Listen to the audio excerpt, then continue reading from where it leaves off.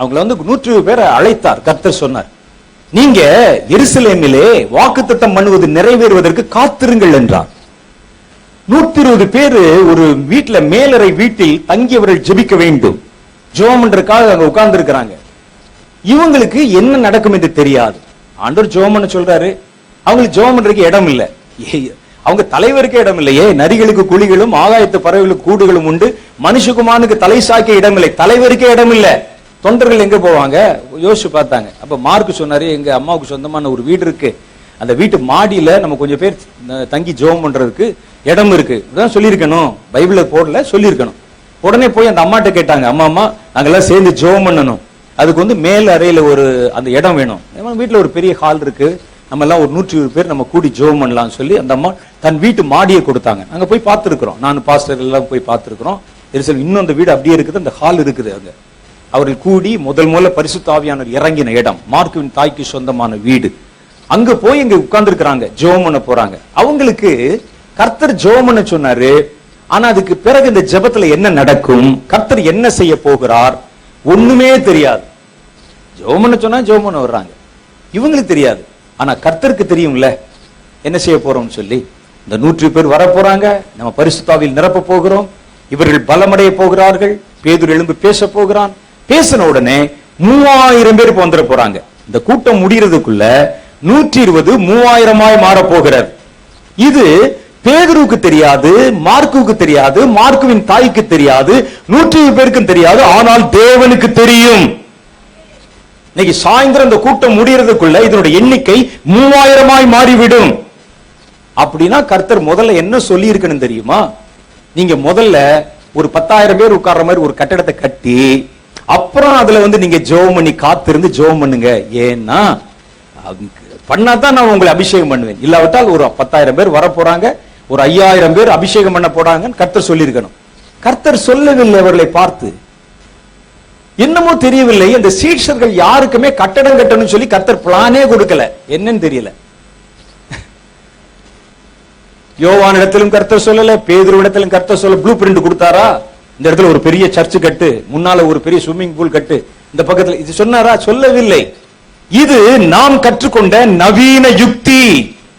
நம்மை பலப்படுத்திக் கொள்வதற்கு, நமக்கு ஒரு சாம்ராஜ்யத்தை கட்டிக் கொள்வதற்கும். ஊழியம் செய்ய உங்களுக்கு தான் கட்டடம் தேவை. கர்த்தருக்கு ஊழியம் செய்வதற்கு தனக்கு கீழ்ப்படுகிற மனிதன் தான் தேவை. தன் வார்த்தைக்கு செவி கொடுக்கிற உத்தம ஊழியக்காரன் தான் தேவை. அவர் கட்டடத்தை வைத்துக் கொண்டு ஊழியம் செய்கிறவர் அல்ல. அவர் யார்கிட்டயுமே சொல்லல. பாருங்க, சரி பவுல் பேசினார், வர வர வர வர வர விருத்தடைந்து போய் கொண்ட சபை, ஜனங்கள் அனுதினம் ரட்சிக்கப்பட்டவர்களை சபையிலே சேர்த்து வந்தார்கள். அப்ப கர்த்தர் சொல்லிருக்கலாம்ல, உங்களுக்கு ஒரு கட்டடத்தை கட்டுங்கப்பா சொல்லிருக்கலாம்ல. சொல்லவில்லை. கர்த்தர் ஊழியம் செய்யத்தான் சொல்லுகிறார் அவர்களை. போங்க, நடத்துங்க, பேசுங்க, ஜனங்கள் நடுவில் போய் சுவிசேஷத்தை அறிவியுங்கள் என்று சொன்னார். ஆனா இன்னைக்கு நான் கட்டிடம் கட்டுவதை தப்பு என்று நான் சொல்லவில்லை. அதை கர்த்தர் சொல்லி நீ கட்டினாதான் ஊழியம் தருவேன் என்று சொல்றாங்க பாருங்க, அது தப்பு என்று சொல்லுகிறேன். கர்த்தர் அப்படி பேசினதா எங்கும் சரித்திரம் இல்லை. இது இவருடைய மனோவியாஜியம், இது இவருடைய ஆசை. நான் எவ்வளவு பெருசு கட்டினேன் பாத்தீங்களா? அதன் உப்பரிகளை நின்று கொண்டு என் நாமத்தின் மகிமை விளங்குவதற்காக நான் கட்டின மகா பாபிலோன் அல்லவா என்று சொல்ல விரும்பிய நெபுகாத் நேச்சாருடைய ஆவி அவன் தான் பேசுறான். நான் கட்டினேன் பாருங்க, எவ்வளவு பெரிய கட்டடம் பாத்தீங்களா, சுவர் பாருங்க எப்படி இருக்கு, அதுல எப்படி சித்திரம் தீர்த்திருக்கு, எவ்வளவு பெரிய பில்டிங் இருக்கு, கட்டடம் எங்க ராஜ்யம் என்று சொல்லுவான். அது உனக்கு தாங்க தேவை, ஏன் கர்த்தருக்கு தேவையா? பாருங்க, அங்க இருக்கிற பூமியனுடைய நிறைவும் கர்த்தருடையதுதான். எவ்வளவு பெரிய பெரிய சர்ச்சைகள், சபைகள், கட்டிடங்கள் எல்லாம் கர்த்தருடையதுதான். இது பத்தாதுன்னு சொல்லி அவங்களை கட்ட சொல்றாரு அவரு. இவைகள் ஜனங்களை டைவர்ட் பண்ணி இந்த காரியங்களை செய்ய வைத்து ஊழியத்தை புறம்பே தள்ளி ஊழியம் செய்ய வேண்டிய காலகட்டங்களை அவமாக்கி நம்மளுடைய பலம், நம்முடைய கனம், நம்முடைய பணம் எல்லாவற்றையும் கொண்டு வந்து அதை வேறு விதத்திலே பயன்படுத்த வைத்து நம்மை திசை திருப்பதற்குண்டான சாத்தானுடைய முயற்சி அதான் இப்ப நடந்து கொண்டிருக்கிறது. நான் சொல்ல, கர்த்தர் சொல்றார். அவர்களை நான் அனுப்பவும் இல்லை, அவரிடத்தில் இப்படி பேசவும் இல்லை. உங்களுடைய காரியத்தையும் வேறு விதத்தில் டைவர்ட் பண்ணி உங்களை எல்லாம் உட்கார வச்சு உங்களை காலதாமதம் பண்ண வைத்து யாருக்காக கட்டுறீங்க? இதெல்லாம் யோசித்து பாருங்க. எழும்புனா எழும்புங்க, புறப்படுனா புறப்படுங்க, போனா போங்க. அப்படிதான் அவங்க போனாங்க.